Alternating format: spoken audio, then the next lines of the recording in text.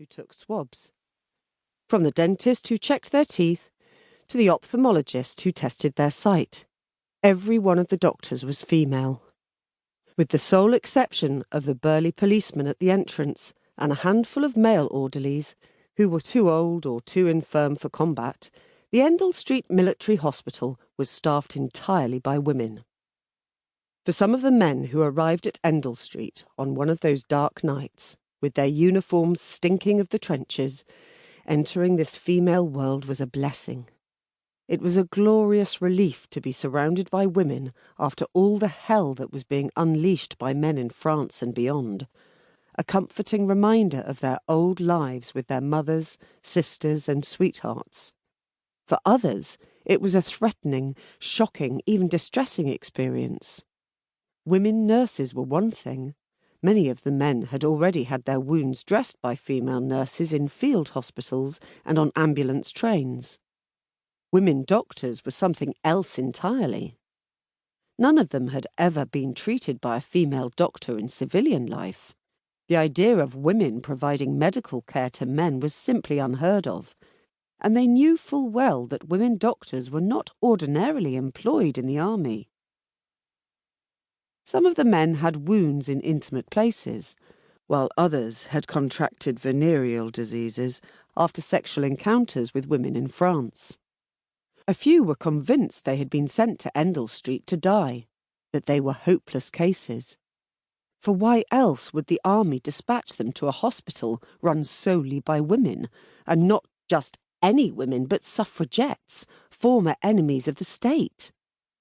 Indeed, one young soldier who had panicked on finding himself surrounded by women on arrival at Endell Street requested a transfer elsewhere.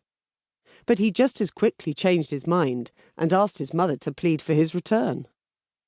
For, as they soon discovered, from talking to the other patients on their homely wards, or in the recreation room stuffed with books, or in the courtyard filled with plants and striped umbrellas, the Suffragettes' Hospital, as it was commonly known, or the Flappers' Hospital, as it was sometimes nicknamed, was universally popular.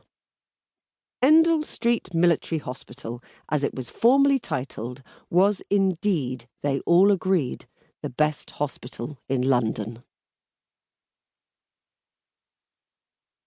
Chapter 1. A Good Feeling. Victoria Station, London, 15th of September, 1914. Louisa Garrett Anderson and Flora Murray waited impatiently to board their train. Tall, slim and erect, in the midst of the 14 younger women who were going with them, they exuded calm authority. Everyone had come to see them leave, family, friends and comrades from the suffragette movement, and to ply them with gifts. One well-wisher had arrived with 3 boxes packed with provisions for the journey, while others brought fruit, chocolates and flowers.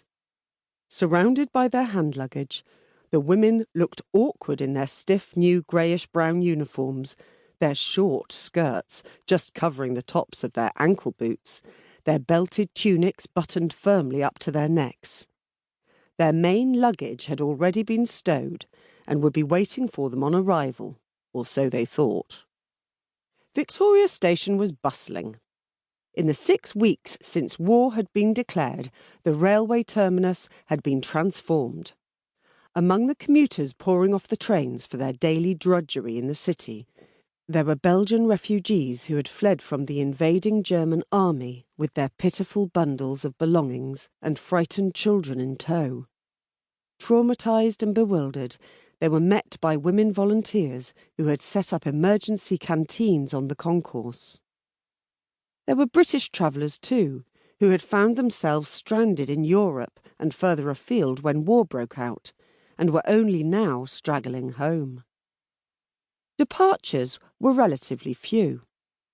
Thousands of soldiers had already passed through Victoria on their way to France and Flanders.